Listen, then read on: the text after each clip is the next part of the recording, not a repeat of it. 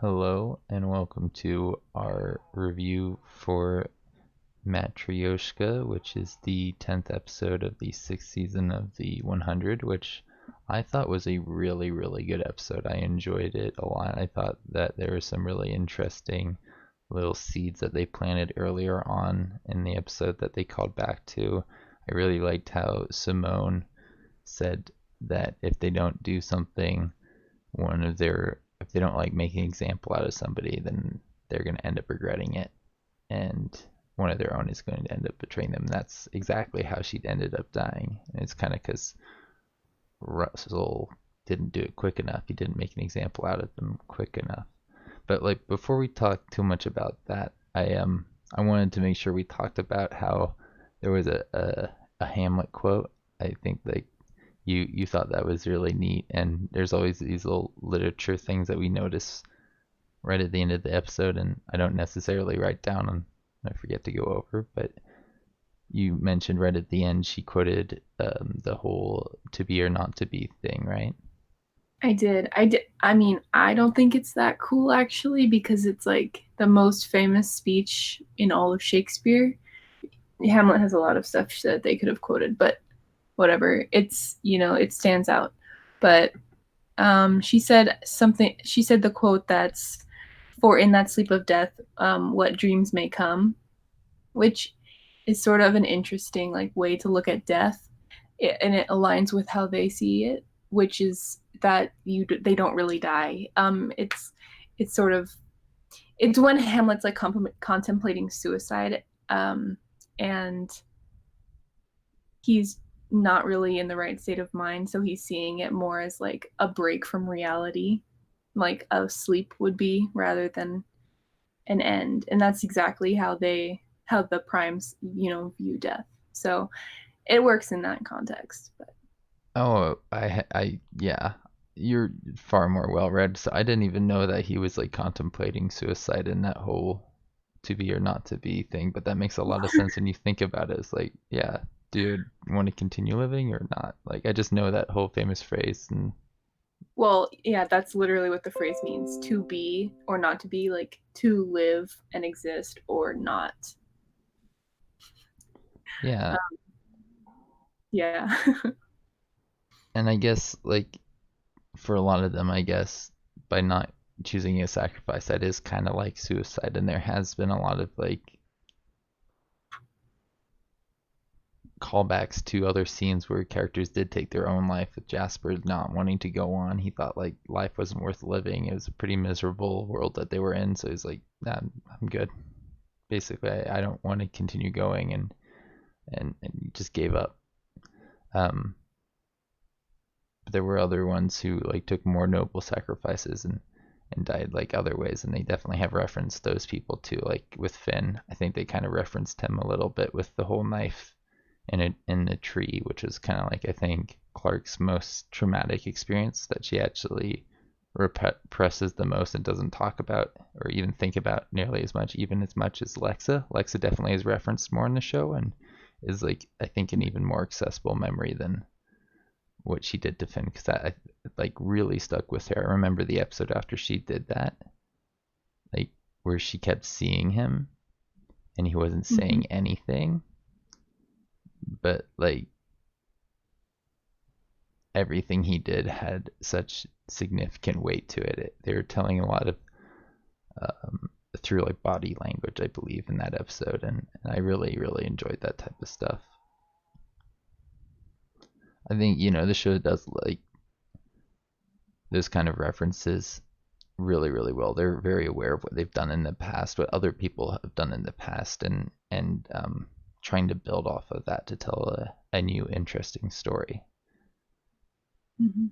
We were talking a little bit before we got started about the name of the episode, Matryoshka, and how like it symbolizes well, everybody kind of knows it as like the nesting dolls, like where you have one inside of one which is inside of another one, and so on and so forth, right? But it symbolizes a little bit more than that, right? The You said, I think, mind, body, heart, Yes. soul, and spirit. And According to Wikipedia, that is what it symbolizes, particularly when there's like obviously 5 dolls, but basically like the center doll is the seed, and that's like the essence of the self, and each layer outside of it is a little less personal, a little more like what you would show to the public. Um, and that, yeah, what were the things? Body, mind, soul, Yeah, something, spirit. there's five. You know, As you said, I don't know if there's like a particular order it's supposed to go in. It sounds like maybe well, there is. I think so because the body is clearly the outer one that people see, Hmm. and then it gets a little more deep as you go in and becomes like your true self. Oh, your true self. Yeah, I could talk a lot about selves. That was one of my like main theses in college, but okay. Anyway, yes, Matryoshka doll, which I've been saying wrong my entire life. That's okay. I'm glad we looked it up. Yeah, it's an interesting one. It's Hmm. just like, I don't know, sound But out anyway, a little bit like it's English. It's actually surprisingly similar. yeah. But I was gonna just talk about how Clarke and Josephine are basically a Matryoshka doll with the whole fighting over, but they are in the sense that they're inside of one body, if that makes sense. But they're also not because they're really going against the whole idea of unity within one body. Like it's clearly dichotomous until the end, obviously. But yes, they're fighting over space, which is the exact opposite idea of the Matryoshka doll. Right. Well, what I find really interesting about that is how like the they kept going back to that reference of how Bellamy is the heart and Clarke is the head, and it's kind of like how the heart is one of those really big things that symbolizes kind of like Bellamy represents that, and then Clarke would represent the mind maybe a little bit more, maybe the body, and Josephine's the mind, and then there'd be other people who represent like the spirit and soul in this episode, and um, I think those people in this circumstance might be like potentially, I don't know, Gabriel. He was there in that situation right at the end, and Octavia was also there right at the end. And they seem to have, some pretty interesting philosophies that are different and yet tied to Josephine. I think Gabriel, he struggles with his beliefs. He wants to be with Josephine. He has been with her for centuries. Like at one point he said this is okay, this is acceptable, but then after doing it for so long he's kind of had enough of it. And I have to admit, like when she was talking about it, how they were gonna like love each other forever and they could actually do that. And that's something people have always talked about, but nobody could potentially actually do that in reality. But they actually could have that. It comes at like a really extreme cost, and I think this cost is easily too much to ask. But if they keep pushing the technology forward, what is that cost eventually? Like it's probably not going to be quite as severe if they actually push it forward. And I think it would be worthwhile to actually kind of try to live forever. I think just dying to say, we've had our time on Earth, or being alive, it might be kind of foolish. But at the same time, if everybody lives forever, then eventually we run out of space, we run out of resources, and that's kind of bad. So there's trade-offs to that whole um, living together or living forever type situation. What does that actually mean? What does that actually look like?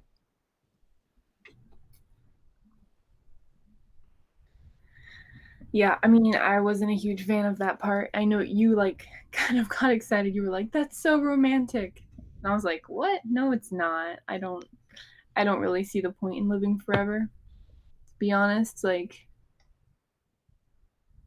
I mean, yeah, it doesn't sound that appealing to me, but Well, I it don't know. doesn't sound like that was even their original intention. Like, Gabriel brought her back because she died really young, and then she brought him back because apparently he died not too long after resurrecting her. Like, I don't think her second body looked too different from when we saw her take over that body. She was maybe 10 years older. She wasn't like 20 years older. So they got a little bit of time together, but she didn't feel like it was enough, especially with the time that they spent while Gabriel was trying to resurrect her. Like, they had a long time apart, so she felt cheated out of a life with him. So she probably only wanted to bring him back that one more time, and then it just kind of like it continued. It became a thing. Who knows? Maybe other people lost their kids younger, and then they were just like, well, now we have these people who are okay with sacrificing themselves for us in general. Like, how do we proceed? Is this worth it? And I think the practical ones, the ones who are really just kind of like scientific, probably like Riker's mom. I think it's like, well, if we continue living, we can help out people and push the society really far forward, really quickly. And yeah, that's probably worth it.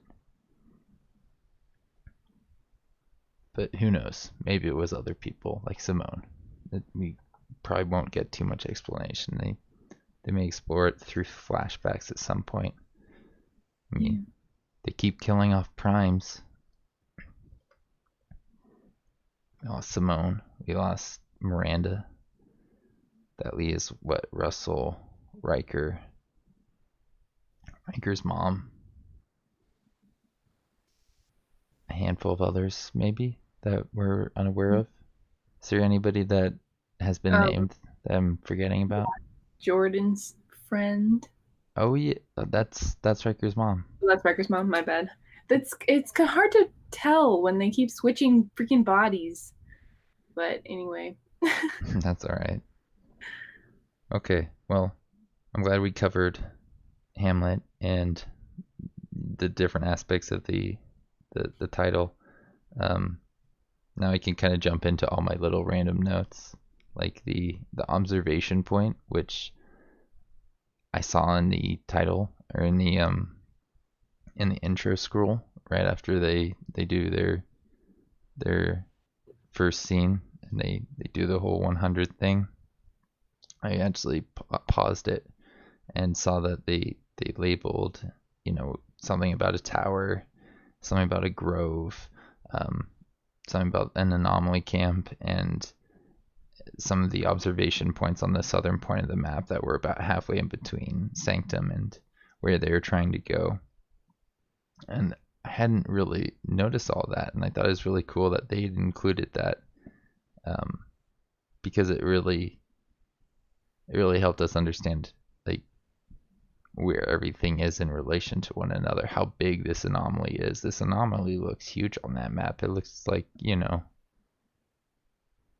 it's just as big as the space between Sanctum and the camp itself. Um, hmm and on the planet, it's pretty big, so that kind of makes sense when you think about it. the moon. I think on the map they called you're right, it's not a planet, it's a moon. They called the observation point Josephine's tea house, and she'd been drinking in there, but not it didn't look like she'd been drinking tea. But who knows? Maybe it's like some kind of like, don't they have alcoholic tea things in certain parts of United States, South? I don't know. Well, yeah, but there's also like I don't know. I was gonna say hallucinogenic tea. That's probably a little easier to get a hold of in the middle of nowhere, maybe, than like I don't know. You're right. There's I could imagine there's some hallucinogenic herbs and they on that moon, right? Like, Mm-hmm. That would make a lot of sense. She does seem like the kind of person who wouldn't really care that much about it. She's like, what if I overdose? I'll just get a new body. Who cares? Yeah. Bit of a fool like that. Ooh, I really liked how they explained that the death to primes line is actually not literal, that in the history of the children of Gabriel, none of them have killed any primes, but when that guy killed Simone, the one that was not really associated with the children of Gabriel, just was turned by Riker and Echo and Gaia. Mhm. Yeah, he ended up calling that out, and it was kind of like a perversion of the saying of what they were trying to go for, but an inevitable one with the direction that Echo and Gaia were kind of pushing everybody in.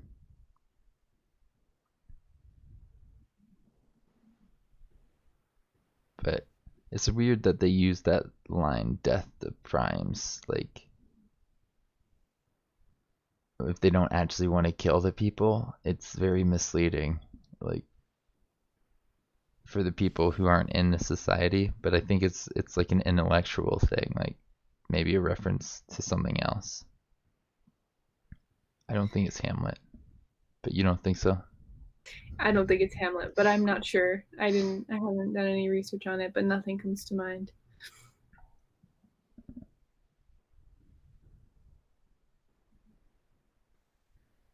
But yeah, Simone was definitely right to want to make an example out of them because in the next scene we saw Guy and Echo were causing exactly what she was concerned about. Mm-hmm. And I like that Echo went and threatened Riker, saying that she'd expose him as the person who let out Gabriel. Gabriel. Yeah, and some people obviously weren't going to be very happy about that, but other people may actually support him now because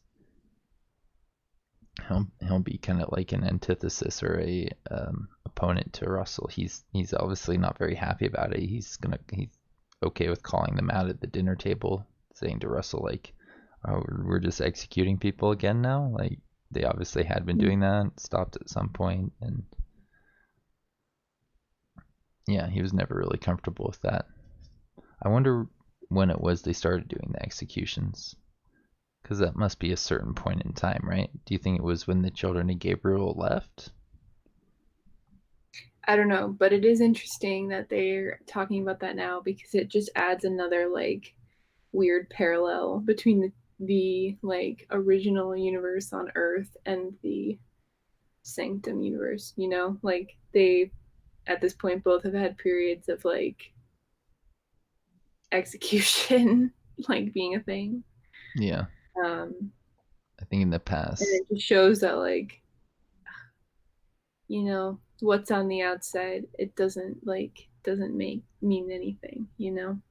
Oh yeah, they haven't changed. They still are the same people They on the haven't inside. changed, but even well, yeah, but also like even though they have this outward appearance of like grandeur and they talk like fancy and you know wear these ridiculous like artsy crap clothes and you know they have a very like fanciful outward appearance, but like they're just covering up for all hundreds of years of you know bad decisions. Mm-hmm. That's a good point. Like over all the bodies, they've put on all these new layers, and the outermost one, it looks very different. It looks really fancy, but at the heart, they're still like the same people that we all are. Or like at the very beginning, they start off like everybody else. Yeah, and just like they kind of are still executing people even if like even though it doesn't seem like it because they've convinced these people that to die for the cause is like a worthy thing, but that's not really true, right? I mean, Yeah, they're essentially getting executed if you want to go that far to say that, but it's also the whole like what is that like tree grove thing where they like donate people to the forest or yeah. whatever. Apparently, That's that guy's wife went there. yeah, no. What about it? I mean, it's kind of like execution, right? They Mm-hmm. like choose people to donate to the woods. I don't remember why they said they that was a thing. Well, it looks like when Clarke passed out in the observation post, the tree started wrapping itself around her, kind of like the offering grove. So they're probably going to get into that at some point, but it seems to feed something that they need, something that they rely on heavily. Right? So I'm curious about that for sure. Yeah, they haven't given us much on why they do the offerings, have they? Mm-mm. It may be how they get their night blood. It's possible. It seems like a strange I way to don't. do it. And then if that was, they would When just I try to guess do that that's more to get night blood. It was kind of cool to see Murphy remembering the whole bone marrow thing and how, like, he just did it at the last second to save his own skin, but also everybody else's.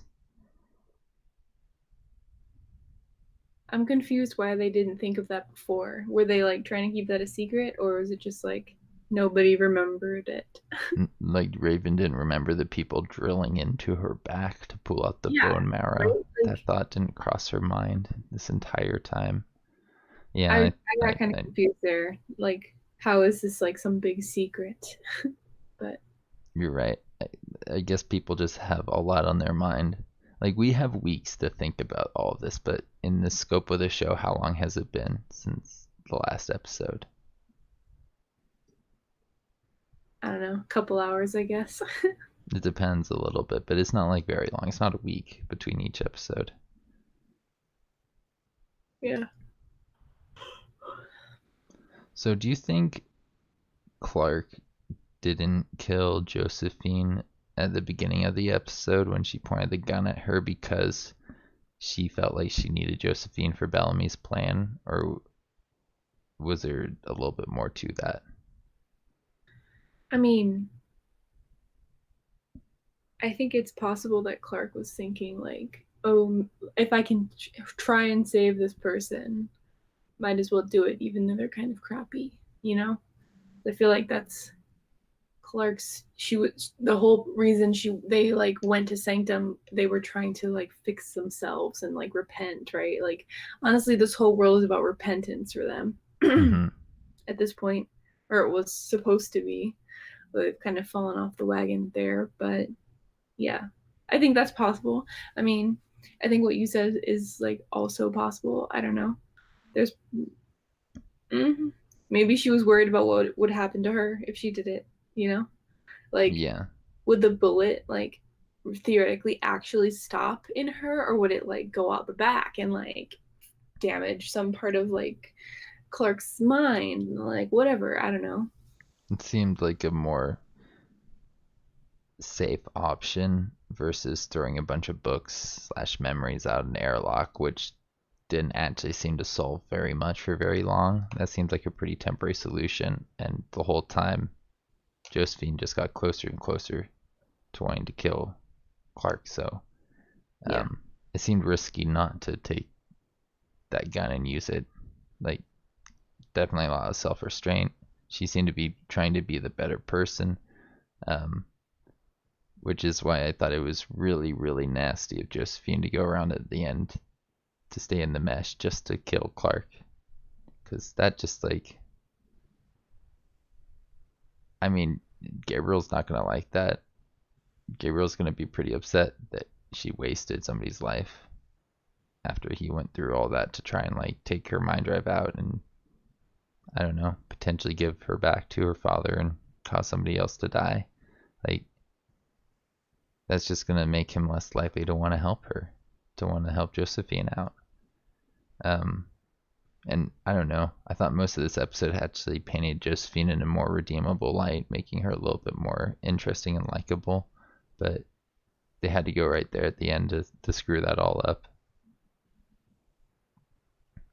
But you thought that was pretty consistent, right? Like, you thought that her wanting to make Gabriel continue living, to continue causing sacrifices, was a very selfish thing that he didn't really want to do, but he felt pressured into it because she wanted to keep doing it, and they'd already done it a couple times.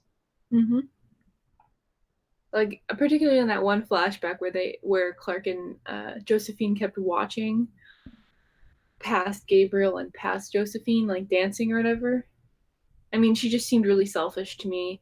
that was the scene where you were like, "That's so romantic," and I was like, "What are you talking about?" Like that to me is so selfish, and like it's not caring about the other person's like desires or what they really want out of Yeah. their life.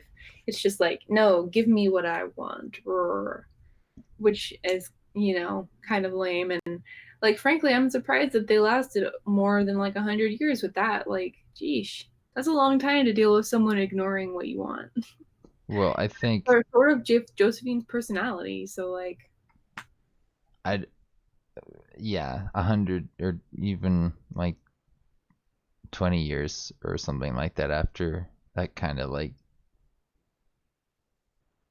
disagreement would, I think, cause a lot of couples to separate. But I think Gabriel actually, as much as he was struggling with the whole like sacrificing of another person, he actually was in that relationship kind of like in that fairy tale sense. He probably in the context of the show did want to live with her forever. He did want to love her forever. He didn't want to live forever. He wanted to love her forever, I think, and she wanted to love him forever. And they actually had a pretty good relationship in that regard. But the whole sacrificing of people made it unbearable for him. And for whatever reason, it wasn't unbearable for her. Like, who knows why? Maybe it's just like a different in psychology, difference in philosophy, or who knows what else. But I think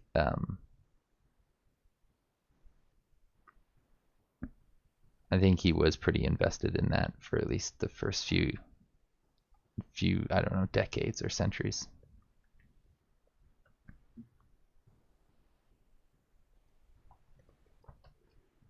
What else was there? Oh, Bellamy saving them.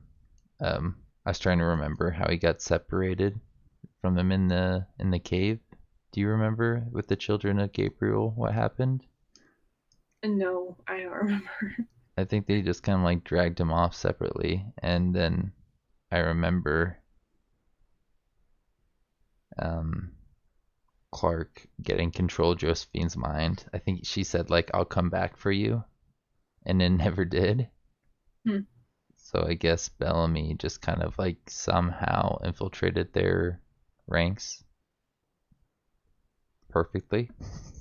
I'm sure they'll give a little bit of explanation for that, right? Like at some point, just like the tiniest like little 10-second clip or something, because I don't remember. I mean, I guess we could go back and watch and see exactly what happened, try and Well, figure it out, but I don't think they actually like said anything specific about they that. they have so much in every episode and every season that they cut a lot out. I remember the guy who got away from Mount Weather was originally supposed to die in Mount Weather. Um, Bellamy was supposed to kill him. Bellamy, they shot the scene where Bellamy killed Emerson, I think his name was, but they cut it for time, and that actually ended up leading to his character being one of the more interesting characters in the later seasons. So it could have been there was more, but they ran out of time to show it all. Um, I don't know. It's possible to give us more of an explanation, but I feel like they've got a lot more that they're going to want to try and cover. They seem to be hinting towards Shade Haida being in charge of the the people in the spaceship. I think that actually will happen. I want Raven's plan to work. I think Raven stands a pretty good chance of getting Maddie out of, or getting Shade Haida out of Maddie's head, but I don't know if it'll be quite as simple as they think it is in the next episode. Probably the people in Sanctum will screw it all up, and that will lead to the issues that they're going to be facing for the next 3 or 4 episodes. Because I think we have about 3 or 4 episodes left. Yeah. That's my predictions. But yeah, I think that's pretty much everything. Oh yeah, Maddie changed the passphrase. That's probably going to come back into play at some point. Um, Riker betrayed Echo. Probably means Echo's going to reveal him later on. But like I said earlier, I don't think that's going to be bad for Riker. I think that's just going to be good for the people of Sanctum. Mm-hmm. And yeah, that's everything I wanted to talk about. Is there anything else you want to say before we wrap this up? Nope. Good episode. Yeah, I really enjoyed it. I thought it was one of the better ones this Mm-hmm. season. Like really, really enjoyable. And we actually will be traveling a bit over the next few weeks. So next week's episode and the week after that, we'll be posting stuff. It'll just be a little bit later. So keep an eye out. We'll see you around.